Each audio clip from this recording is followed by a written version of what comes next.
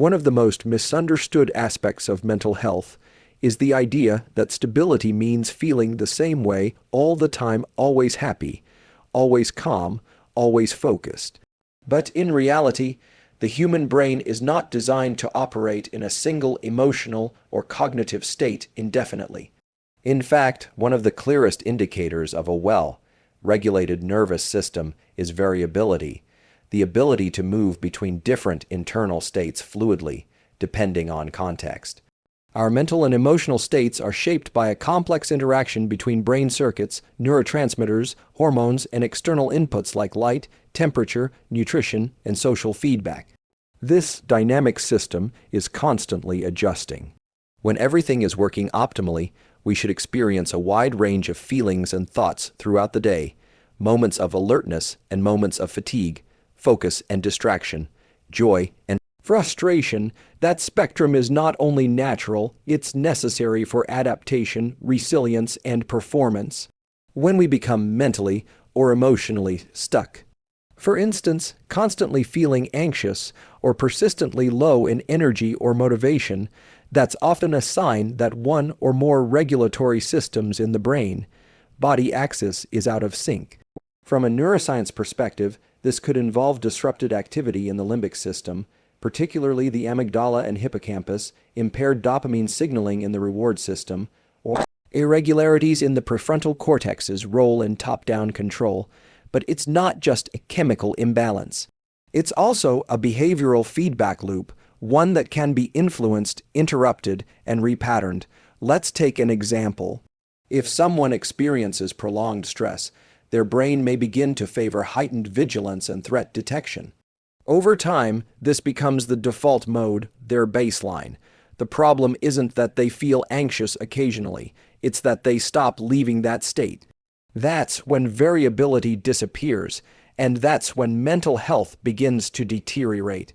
On the other side, people who experience burnout or depression may feel flat, numb, or emotionally blunted most of the time. Again, the issue is not the presence of one feeling, but the absence of fluctuation and recovery. One useful way to assess your own mental health is to observe how often your internal state changes across the day. Are you able to shift from focus to relaxation, from stress to calm? Do you experience moments of pleasure, curiosity, or laughter? Or do you feel emotionally locked into one mode, either high anxiety or low motivation? This isn't about chasing highs or avoiding discomfort. It's about having access to the full range of human experience and being able to return to baseline after being activated. It's worth noting that mental variability is closely tied to autonomic nervous system flexibility. The autonomic nervous system, which governs unconscious processes like heart rate, respiration, and digestion, has two branches: sympathetic fight or flight and parasympathetic rest and digest. Healthy regulation involves the ability to move between these branches smoothly, to ramp up when necessary, and to calm down when the challenge passes. People who are mentally healthy show more heart rate variability, HRV, a physiological marker of this flexibility.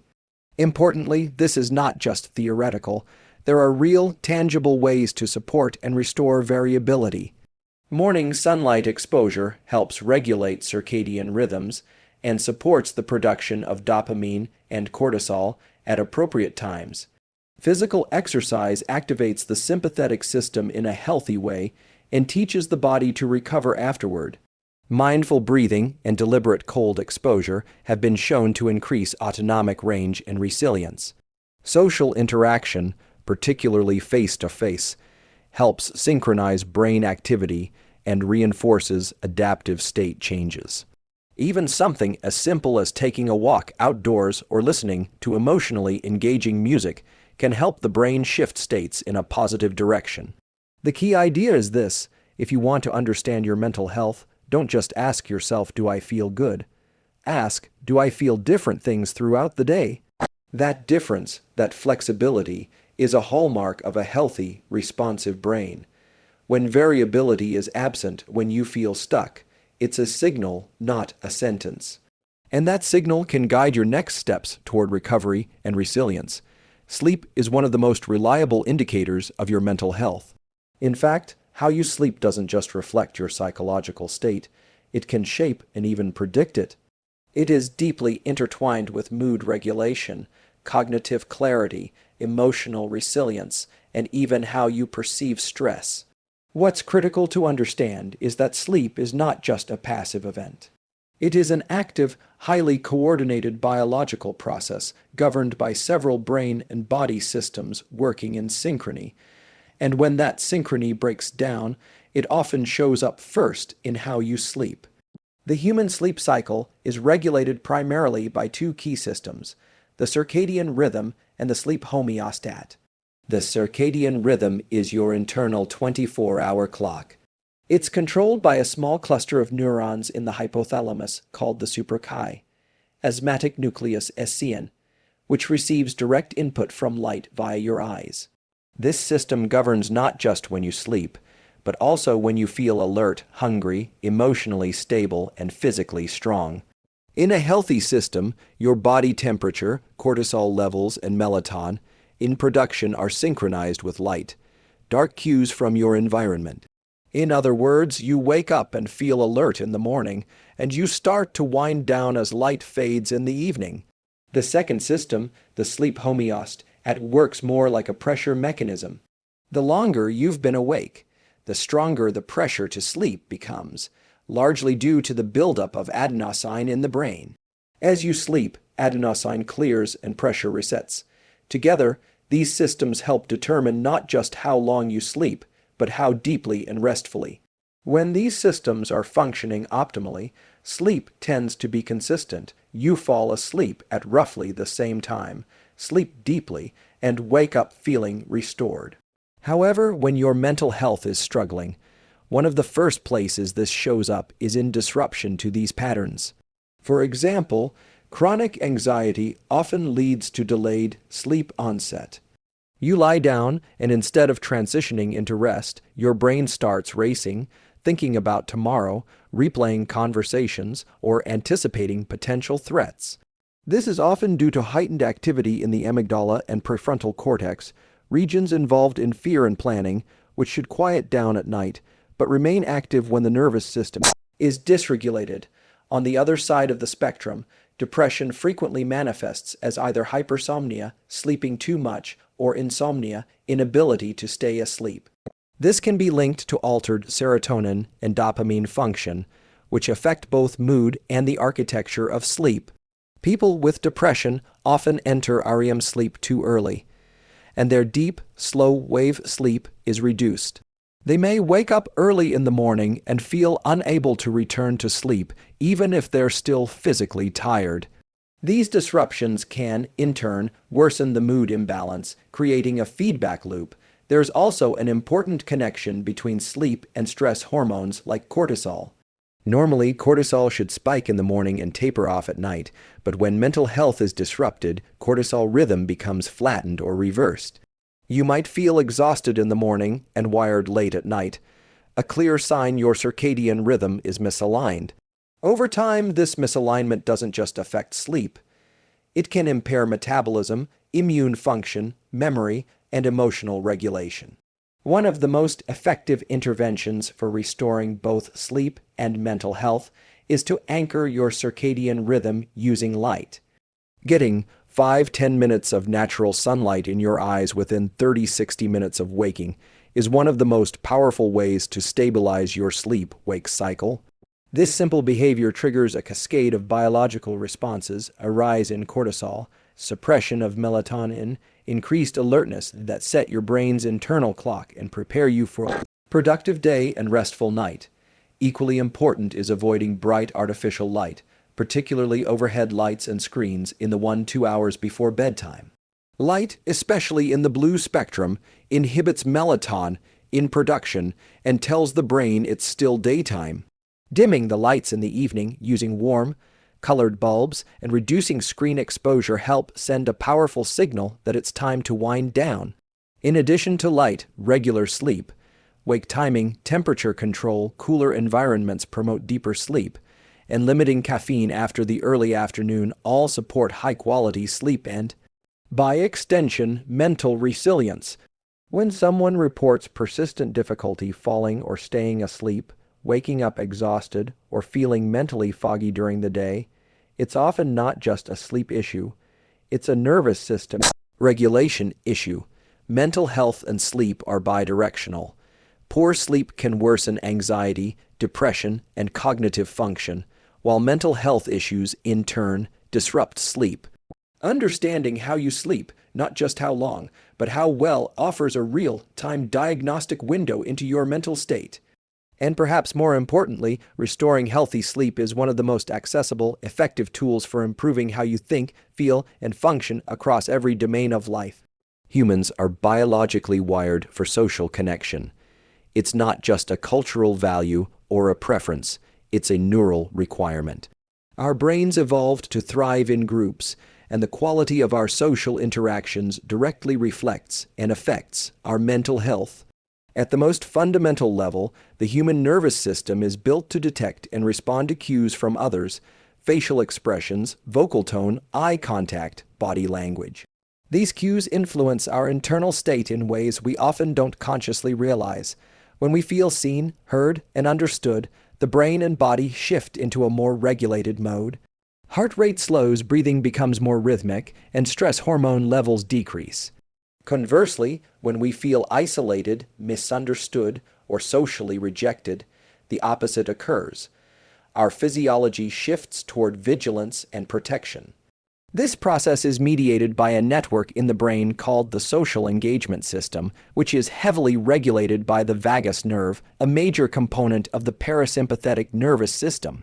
The vagus nerve connects the brain to the heart, lungs, and digestive system, and its tone or level of activity is a strong predictor of emotional flexibility, stress resilience, and overall mental health.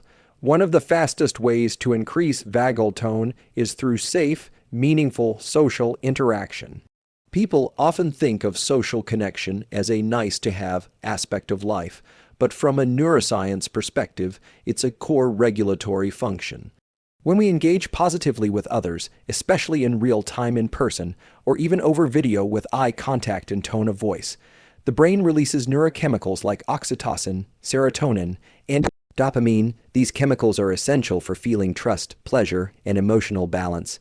They also help reduce cortisol, the body's primary stress hormone. In this way, social contact is not just emotionally rewarding, it is biologically stabilizing. When mental health begins to falter, one of the earliest signs is a change in how we relate to others. You may find yourself withdrawing, avoiding conversations, feeling annoyed by people more easily, or even feeling disconnected in interactions that used to feel energizing. The brain interprets social withdrawal as a kind of threat to survival. In fact, the same areas of the brain that process physical pain, such as the anterior cingulate cortex, are activated when we experience social exclusion or isolation. It's important to note that this isn't just about having a large social circle. The quantity of relationships matters far less than the quality of connection. A single moment of eye contact, a shared laugh, or a brief but meaningful conversation can provide enough feedback to regulate the nervous system and improve mental state. Similarly, long periods without connection, even if you're physically around others, can lead to a state of emotional dysregulation. There's also a powerful bi-directional relationship at play. Poor mental health can make social interaction feel overwhelming, effortful, or even unsafe, especially for those experiencing anxiety, depression, or trauma. But avoiding social contact over time worsens the symptoms. It's a cycle. Reduced interaction leads to lower neurochemical support and diminished vagal tone, which then increases internal stress and emotional isolation. The good news is that this cycle can be reversed, often through very small, intentional actions. A brief phone call, making eye contact with a barista, asking a friend how they're doing and really listening to the answer. These moments matter. Even observing others in a shared physical space, such as walking in a park or sitting in a cafe, can help re-engage the social engagement system through a process called social buffering. The brain receives cues of safety and inclusion from these experiences, even when no words are exchanged. In situations where direct interaction feels too challenging, there are other ways to stimulate the same networks. Listening to podcasts with warm, conversational tone, reading emotionally engaging stories, or even watching certain types of films can activate brain regions involved in empathy and connection. These can serve as a bridge, stepping stones toward reconnecting with others more directly. Ultimately, your relationship with social interaction is a powerful and often underappreciated lens into your mental health. If you find yourself avoiding others, feeling emotionally numb during conversations, or losing the motivation to reach out, it's not just a personality change. It's a physiological signal that something in your system needs attention. Connection is not just a reward, it's regulation. And restoring or deepening social connection, even in very small, low-effort ways, is one of the fastest, most natural methods to restabilize your emotional and mental state. The nervous system is built to respond to safe human contact. When we engage with others in healthy ways, the brain listens and begins to heal. Focus is not just about productivity or attention span. It's a direct indicator of the state of your nervous system. When you can direct your attention deliberately, stay engaged with a task, and return to focus after distraction, it means your brain and body are in a regulated state. On the other hand, chronic distractibility, difficulty concentrating, or mental fatigue are often signs that something deeper is out of alignment, not just in your mind, but in your physiology. Focus relies on a coordinated effort between several brain systems. The prefrontal cortex, located right behind your forehead, is the primary region involved in directing attention, controlling impulses, planning, and goal setting. It acts as the executive of the brain, deciding what you pay attention to and for how long. But it doesn't work in isolation. It relies heavily on support from neurochemical systems, especially dopamine, acetylcholine, and norepinephrine. These chemicals serve as modulators. Dopamine provides motivation and a sense of reward for staying on task.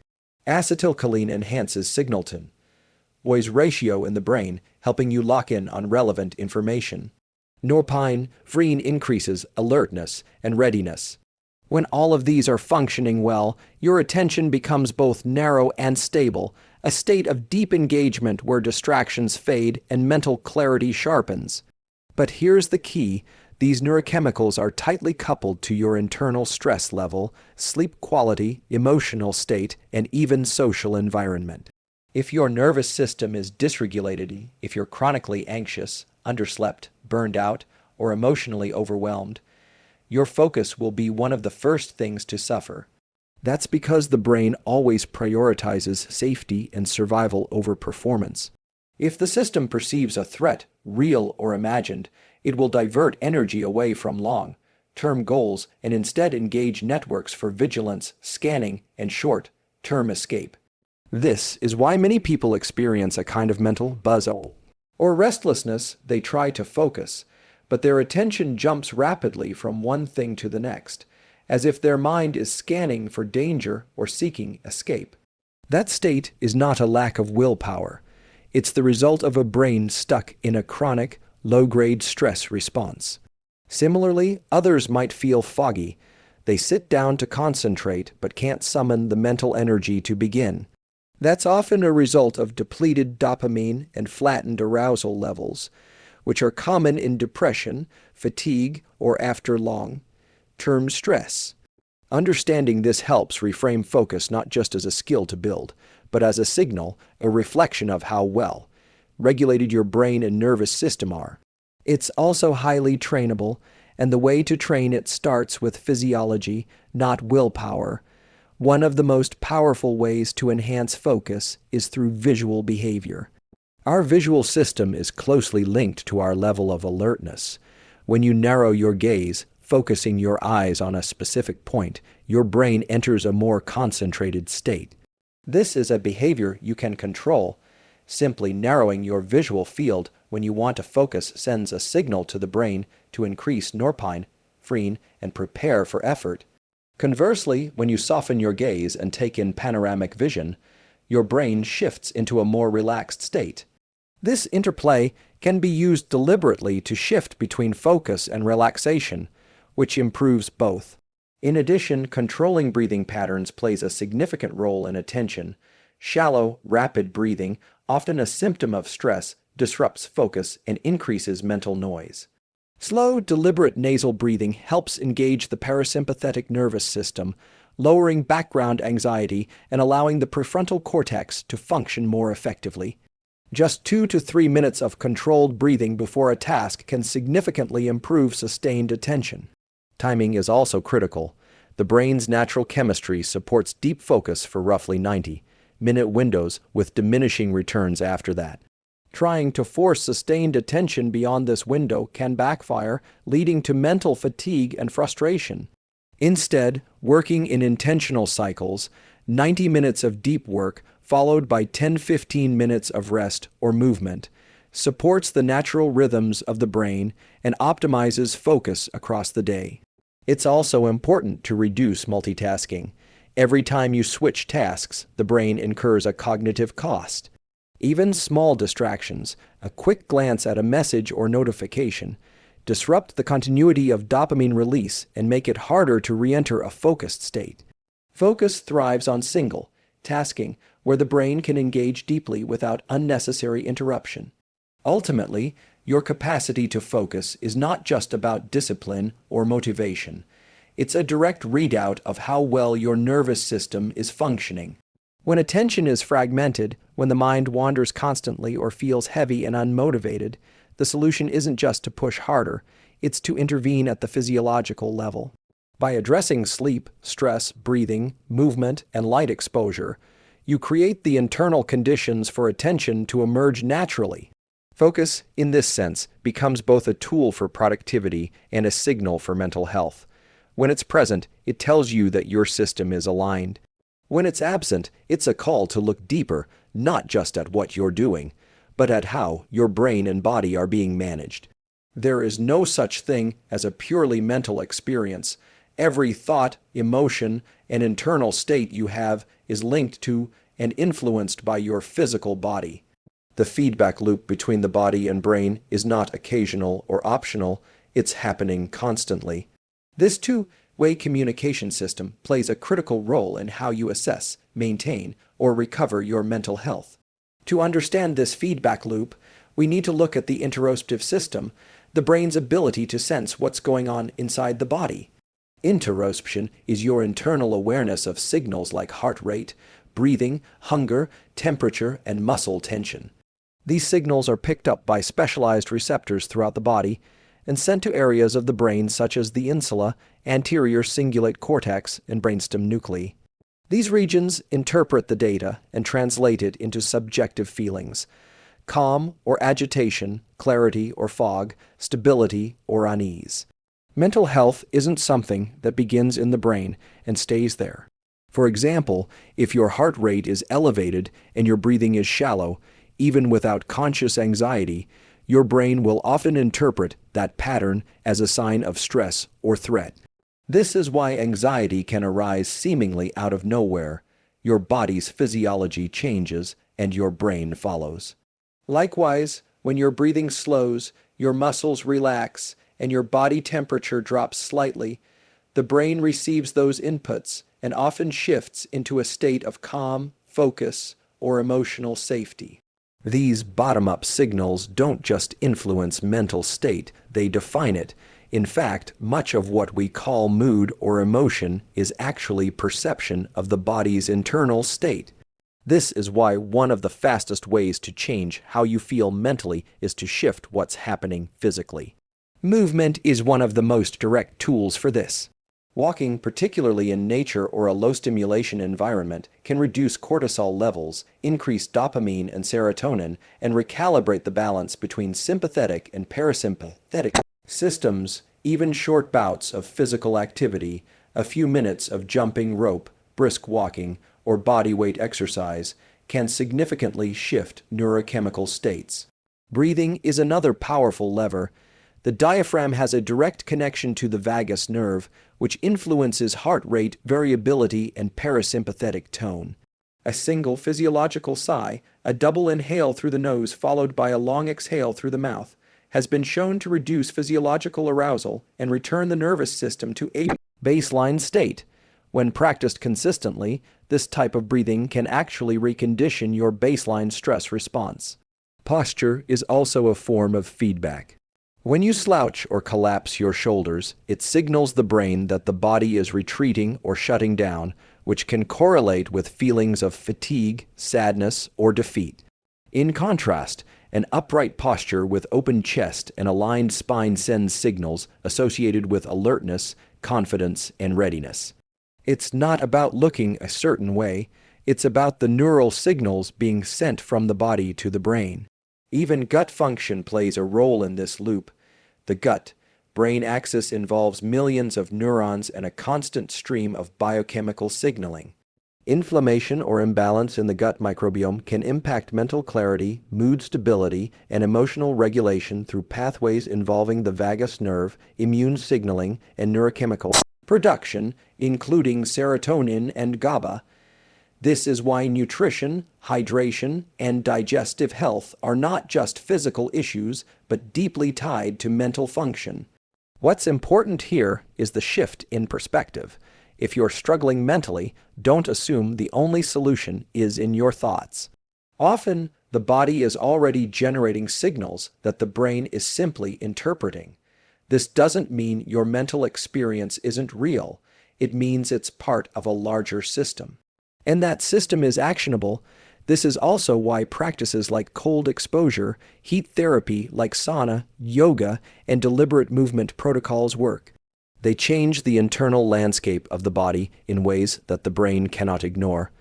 When you feel better after a workout or a cold plunge, it's not placebo, it's physiology. You've altered your internal chemistry and the brain responds accordingly. At a practical level, begin with awareness.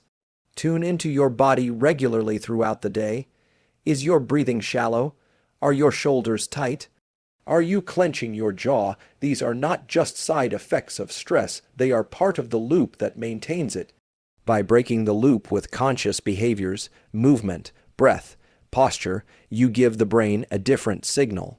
And that signal can change your internal state faster and more effectively than cognitive strategies alone. Mental health is never separate from physical state. The two are in constant dialogue. And the more fluent you become in reading and influencing that dialogue, the more empowered you are to regulate your mood, focus, and emotional resilience not by force, but by understanding the full system you live within. Sleep is not just rest. It's a diagnostic tool and a foundational regulator of mental health. If you want to understand your brain's health and your emotional stability, start by looking at your sleep. It's the first and most reliable signal your nervous system gives you when something is out of balance. The architecture of sleep is incredibly precise. It's not just about how many hours you spend unconscious. It's about the quality, timing, and composition of your sleep, especially the alternation between REM rapid eye movement and non-REM sleep cycles. These two forms of sleep serve different functions, and both are essential. Non-REM sleep, especially slow-wave sleep, is responsible for physical recovery, immune system maintenance, and glymphatic clearance, the process by which the brain literally cleans itself of metabolic waste products. It also plays a critical role in stabilizing mood and reducing overactivity in stress circuits like the amygdala.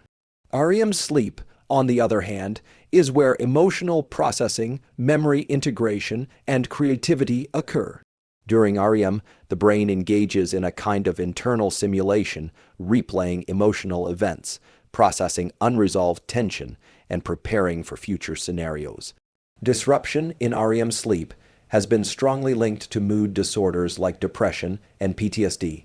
If your sleep is consistently disrupted, trouble falling asleep, waking up multiple times, early morning awakenings, or waking unrefreshed, that's not just an inconvenience. It's an indicator that your autonomic nervous system and neurotransmitter balance may be dysregulated. These disruptions often show up before overt mental health symptoms. making sleep one of the earliest warning signs. Poor sleep leads to a cascade of effects on brain chemistry. For instance, just one night of insufficient sleep can lower dopamine receptor sensitivity, which reduces motivation and drive. Sleep deprivation also raises cortisol, the primary stress hormone, and blunts the brain's ability to regulate it the next day. It affects the prefrontal cortex, impairing your ability to focus, plan, and make decisions, while at the same time heightening activity in the amygdala, increasing emotional reactivity and impulsivity. In other words, lack of sleep doesn't just make you tired, it shifts your entire perception of the world. You become more sensitive to threat, less capable of regulating emotion, and less motivated to take positive action. And because these shifts are internal and familiar, they often feel like your new normal. That's how chronic sleep issues can silently develop into anxiety, depression, burnout, and attention problems. It works both ways too. Mental health challenges often disrupt sleep. Anxiety can keep the mind spinning at night. Depression can lead to hypersomnia or fragmented sleep. Trauma can trigger nightmares or REM sleep fragmentation. So while sleep can be a symptom, it's also a causal factor. Improving sleep can significantly enhance recovery from mental health struggles, often more effectively than cognitive strategies alone. Fortunately, sleep is highly trainable. The most powerful driver of sleep quality is circadian rhythm alignment. Your brain has a built-in clock, the suprachiasmatic nucleus, which regulates when you feel alert and when you feel sleepy. That clock is primarily set by light exposure, especially to bright light in the morning. Getting 5–10 minutes of outdoor light exposure within 30–60 minutes of waking helps anchor your circadian rhythm and increases morning cortisol in a healthy way. This also helps time the release of melatonin, the sleep-promoting hormone, roughly 14–16 hours later. In the evening, avoiding bright overhead light, especially blue light, helps signal to the brain that it's time to wind down. Even small light exposure in the evening can delay melatonin and reduce sleep quality. Temperature also matters. The body needs to cool down slightly to enter deep sleep. Taking a warm shower or bath 1–2 hours before bed can paradoxically help by promoting that cooling. Sleep regularity is as important as duration. Irregular sleep and wake times confuse the circadian system. Aim to wake up at the same time each day, even on weekends. This anchors your rhythm and improves sleep drive the next night. Nutritionally, avoid caffeine after mid-afternoon, as it's half. Life can affect sleep onset and depth. Alcohol, although sedating initially, disrupts REM sleep and leads to more frequent awakenings. Sleep supplements like magnesium threonate, theanine, or glycine can support sleep, but they work best when combined with behavioral consistency. The body and brain crave rhythm, and when sleep is dialed in, everything else, emotional regulation, cognitive clarity, motivation, social interaction, improves as a result. On the other hand, when sleep suffers, these systems fall apart quietly, often before we consciously realize what's happening. So when evaluating your mental health, start with sleep. It's not just a pillar, it's the foundation. It's the first diagnostic your nervous system gives you, and often the most effective intervention for restoring balance to both brain and body.